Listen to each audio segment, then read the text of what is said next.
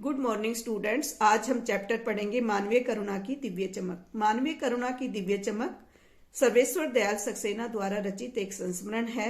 इस संस्मरण में लेखक ने फादर बुल्के की चारित्रिक और व्यवहारिक विशेषताओं के बारे में बताया है।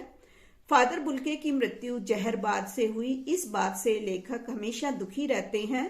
वो कहते हैं कि जिस व्यक्ति की रगों में दूसरों के प्रति अमृत जैसा मिठास भरा हो, उसकी मृत्यु के लिए विधाता ने इस तरह का विधान क्यों रचा। लेखक कहते हैं कि जो फादर बुल्के थे उनके मन में हमेशा लोगों के प्रति अपनत्व की भावना रहती थी, ममता रहती थी। उनकी आंखों में हमेशा मानवता की चमक रहती थी। लेखक फादर बुल्के के बाह्य व्यक्तित्व के बारे में बताते हुए कहते हैं कि उनका बाह्य व्यक्तित्व बहुत ही आकर्षक था। वो गोरे रंग के थे, लंबे कद के थे, हमेशा पादरी वाला चोगा पहनते थे। उनकी सफेद झाई मारती हुई भूरी दाढ़ी थी, नीली नीली आंखें थी और उनकी बाहें हमेशा दूसरों को गले लगाने के लिए आतुर रहती थी।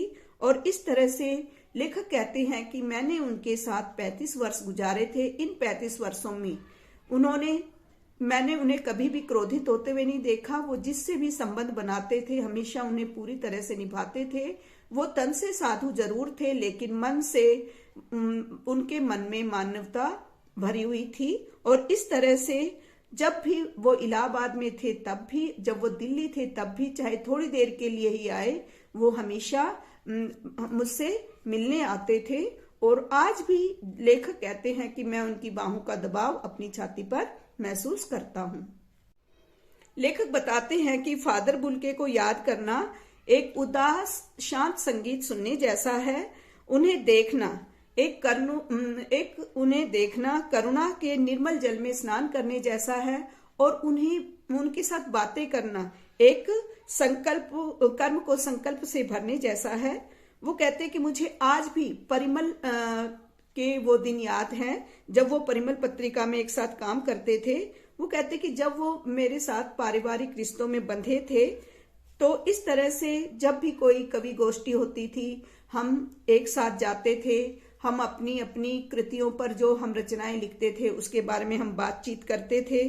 और इस तरह से जो फादर बुल्के थे वो भी हमारी इन काव्य गोष्ठियों में, जो भी हमारी गोष्ठियां होती थी उसमें निर्लिप्त भाव से भाग लेते थे और बेबाक अपनी राय देते थे।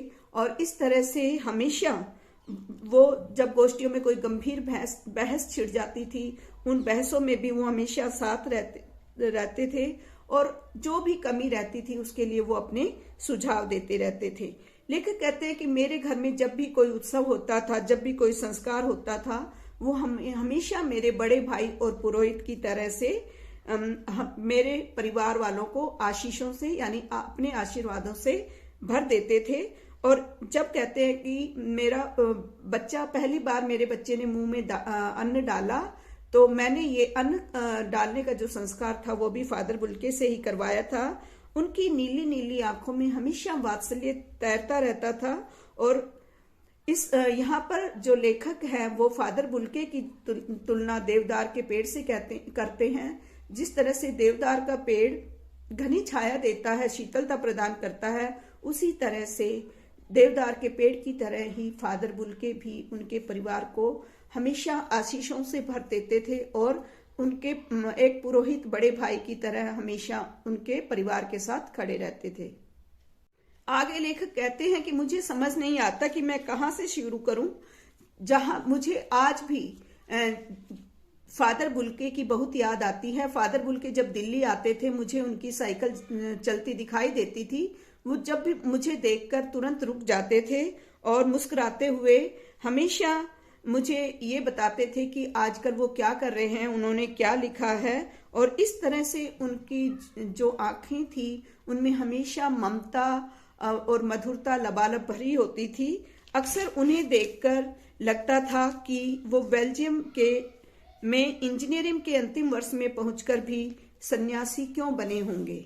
एक दिन मैंने उनसे प्रश्न पूछ ही लिया कि आप बेल्जियम से भारत क्यों आए, आपको अपनी मातृभूमि की याद नहीं आती। तो उन्होंने हंसते हुए कहा कि मेरी मातृभूमि तो भारत है।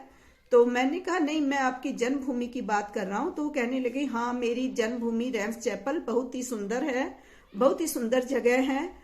फिर मैंने उनके परिवार के बारे में पूछा तो कहने लगे कि हाँ, मेरा भरा पूरा परिवार है, 2 भाई हैं, 1 बहन है, माता पिता हैं। पिता मेरे व्यवसायी हैं, 2 भाई पादरी हैं, 1 भाई कोई काम करता है, एक मेरी बहन है जो बहुत ही जिद्दी है, जिसके लिए लेखक कहते हैं कि उसके लिए हमेशा चिंता करते हुए उनको मैंने देखा। और फिर वो अक्सर बताते हैं कि मुझे माँ की बहुत याद आती है, माँ की हमेशा चिट्ठी आती रहती है। और इस तरह से जब मैं बहुत छोटा था तो माँ ने पहले ही कह दिया था कि ये लड़का हमारे हाथ से निकल गया है। फादर पुलके ने भारत आकर पादरियों के बीच धर्माचार की पढ़ाई करने के बाद कोलकाता से बीए और इलाहाबाद से एमए की परीक्षा उत्तीर्ण की। 1950 में उन्होंने रामकथा उत्पत्ति और विकास पर शोध कार्य किया। वे जेवियर्स कॉलेज रांची में हिंदी और संस्कृत विभाग के अध्यक्ष भी रहे। उन्होंने अंग्रेजी हिंदी शब्दकोश तैयार किया और बाइबल का भी हिंदी अनुवाद किया। रांची में बीमार होने के कारण वे पटना आ गए। 73 वर्ष की आयु में वो स्वर्ग सिधार गए। संबंधों की घनिष्ठता के कारण वे सन्यासी होते हुए भी सन्यासी नहीं लगते थे। वे दिल्ली आने पर लेखक से अवश्य मिलते थे।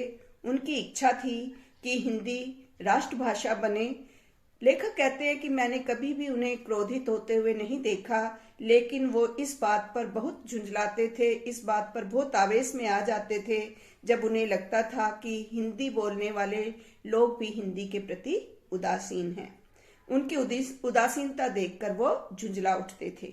वे जिससे भी मिलते उनके घर परिवार सुख दुख के बारे में अवश्य पूछते थे। बड़े से बड़े दुख में भी उनके द्वारा बोले गए सांत्वना के 2 शब्द जीवन में आशा का संचार करते थे। लेखक को इस बात का हमेशा पश्चाताप रहेगा कि फादर बुल्के की बीमारी की अवस्था में वो दिल्ली आए और उन्हें पता भी नहीं चला कि कब उनकी मृत्यु हो गई। उनके दर्शन उन्हें ताबूत में ही हुए।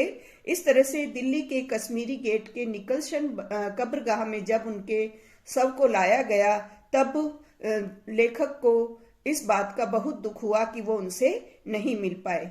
इस तरह से 18 अगस्त 1982 को फादर बुल्के की मृत्यु हो गई और साहित्यकारों विज्ञान शिक्षकों की उपस्थिति में फादर पास्कल तोयना द्वारा उनका मसीही विधि से अंतिम संस्कार किया गया और उन्हें श्रद्धांजलि दी गई। जब उन्हें कब्र में उतारा गया तो उनके पास रोने वाले लोगों की इतनी अधिक संख्या थी कि कभी उस सन्यासी ने सोचा भी नहीं होगा कि उनकी मृत्यु पर इतने लोग रोएंगे। इतने सारे लोगों की आंखें नम थी कि लेखक ये कहते हैं कि इस तरह से उन लोगों की गिनती करना शाही बर्बाद करने जैसा है।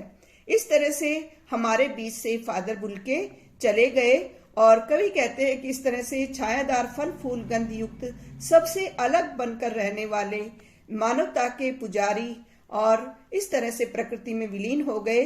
उनकी पवित्र यादें हमेशा हमें याद आती रहेंगी और इस तरह से पवित्र अग्नि की भांति वो सबकी यादों में बसी रहेंगी। लेखक अपनी उस महान आत्मा को अपने श्रद्धा सुमन अर्पित करते हैं और कहते हैं कि इस तरह के जो महापुरुष हैं वो इस धरती पर भारत की धरती पर पैदा होते रहेंगे।